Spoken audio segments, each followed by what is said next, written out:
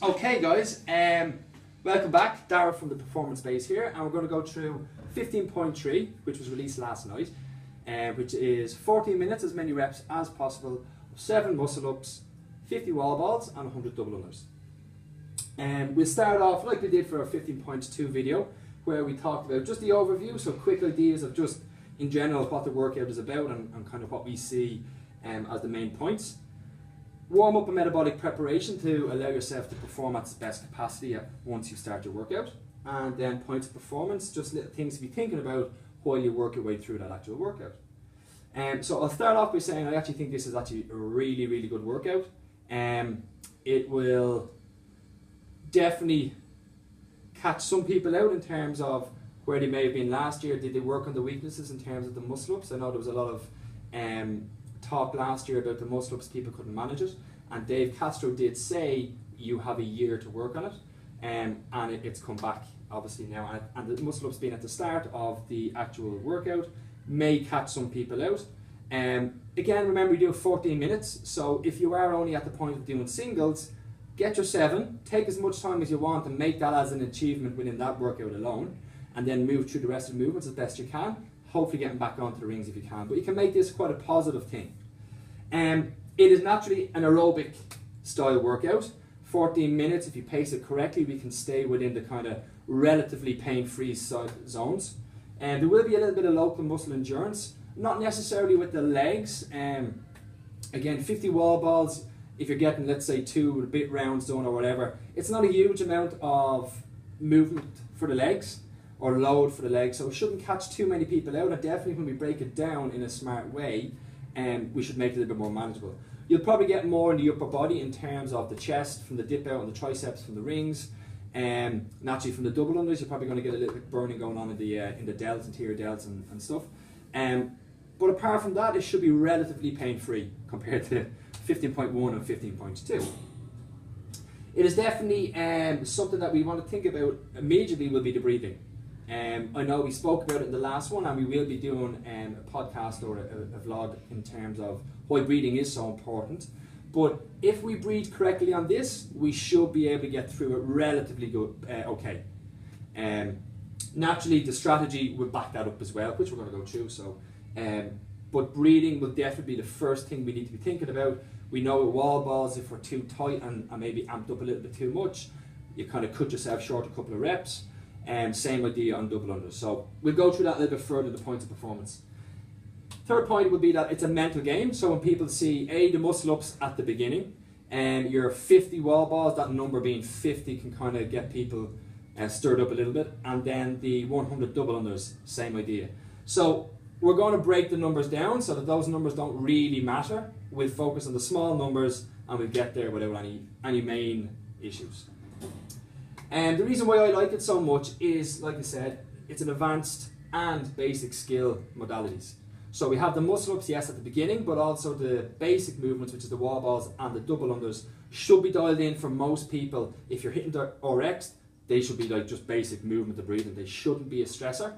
And I think it's going to give a nice athletic profile of those who do well and those who may have had a little bit of holes within the programming or just a mindset even over the past coming weeks or how to approach certain things. So we'll move on to the warm-up and the metabolic prep. Very similar to 15.2 in terms of you want to obviously increase the heart rate, get your CNS ready, get everything dialed in, get the blood flow going obviously to the right areas. So we want the legs activated, we want the spine opened up, shoulder girdle opened up, and the upper body activated in terms of chest, arms, shoulders. Obviously CNS, we want to make sure that we are ready to hit the workout, so when you warm up, don't wait too long before you start, or else you might start kind of fading a little bit and you won't be just hitting it as well as you may have been able to. Active range of motion, again in terms of mobility, don't be lying on the foam rollers and trying to hit some certain positions. Get up, get moving, get your body into certain manipulated movements. Shoulders and spine for obvious reasons in terms of the proper alignment for your wall balls, so you're not going to have any issues with necks, and naturally for the muscle ups and stuff as well. And hips, ankles and knees, which goes without saying for the wall balls. For the squatting, we want to make sure it's nice and smooth, not getting any weird pains as we hit the kind of higher end of the reps. In terms of movements that we would maybe suggest, and again it's only suggesting, there's plenty of movements you can choose from. Airdyne, rower, just cyclical breathing, just kind of get things fired up a little bit. I'd actually suggest burpees on this one. Again, only low numbers, nice and slow, but its activation of the upper body is a nice, good way, A, to get the CNS fired, to kind of get you, fired up a little bit more just in terms of agility and coordination. But also because of the pec and the tricep, it gives a nice little stimulation prior to hitting the ring dips out of the muscle up and stuff as well. We want to replicate naturally the movements we're about to hit, so pick small numbers of everything, build the confidence, see how it feels, get on the pull-up bar, hit some even just basic chest to bar pull-ups and just get a nice tight kip so you're feeling very confident about everything. Now, points of performance. Like we mentioned at the start, for breathing and your strategy, pacing and transition times is the key. Okay.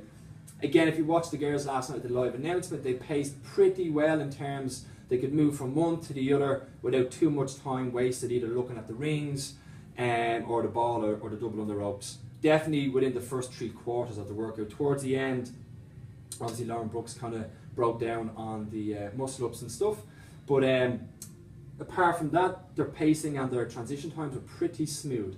Again, we're going to talk about how to break that down in terms of work and rest. So either choose a time frame that you're going to hit your wall balls and rest for X amount of seconds. I'd probably choose breathing because it's a little more definitive. Maybe 2-3 big deep breaths in and hit it again. For the wall balls, for your first set, just to get your teeth into it and kind of get yourself into the actual atmosphere of the whole workout, you could hit maybe a slightly higher rep scheme, but I wouldn't go unbroken from the beginning. I'd break it down. For obvious reasons, we don't want it really going unbroken at the beginning. And I think Julie Fauché came out a little bit too hard at the beginning, and you can see she kind of backed off halfway through then and broke things down a little bit better. We don't want to be caught at the back end of the workout. We want to have a little bit more. If we have got off the rings and there's a couple of seconds left, we can grab the wall ball and just bounce through it as best we can and get as many reps up on the board as we can. So I'd probably suggest a slightly larger in the first, and then break it down into maybe 15s or 20s, 25s at an absolute max. Again, you're not going to get a huge amount of wall balls done to create a huge amount of fatigue in the quads. So whatever you feel, 50 wall balls, break it down in a nice manageable way, should be pretty okay for anybody going RX on this. In terms of the double unders, dial it in prior to your start. I'll probably hit some little small sets and then one big set just to build up confidence. If you saw Julie again last night on the live announcement, she caught herself a few times at the very beginning. Probably a bit of nerves involved there as well. She may not have dialed that kind of proprioception up enough at the very beginning before she started. We don't want to get caught out. Again, if you do get caught out, and we saw it with Lauren, she caught the rope a few times and kind of walked around a little bit, and I think she asked for a time check at one stage as well. If you catch the rope, you catch the rope, breathe and continue. It happens, it's just a little mini mistake. Don't let it shake your game plan. So break that down if you want. If you do have very good double unders, you could maybe hit a 60 and a 40, or if you're just a little bit slightly off in terms of volume, 20s, 30s should be fine, no problems. And the muscle ups then, depending where you're coming from, like I said at the beginning, if it was singles, hit your singles, no problem. You've got 14 minutes, make an achievement for this workout. 2s and 3s for those who do have capacity on the muscle ups, I think would be the best course of action. And it means we won't get caught out at the end. If you miss a muscle up, we all know that can affect the mind a little bit. So 2s and 3s, nice and manageable, and it should be good to go. Next one then obviously will be keep mindful. So with these numbers, 100, the muscle ups being a little bit of a mental block for some people, and the high number of 50 for the wall balls, people can get carried away and caught up in terms of when they're moving for the double unders, counting to 100 to get maybe a little slightly complacent and they catch themselves. So stay relaxed, keep your attention in the right areas, stay relaxed, keep mindful of the movements that you're actually doing. Alright, apart from that, I think we're good to go in terms of everything else. And lastly would be to have fun. Okay, so I definitely think out of the three, I think this is great for the third workout within the series. A, because it's fun, it gives a nice rounded balance as to where you stand in terms of engine and skill capacity, but it's definitely more fun and less painful than point 1 and point 2. Alright, so enjoy it. Any feedback, obviously you can ping us a mail. We got some nice mails the last time from the video.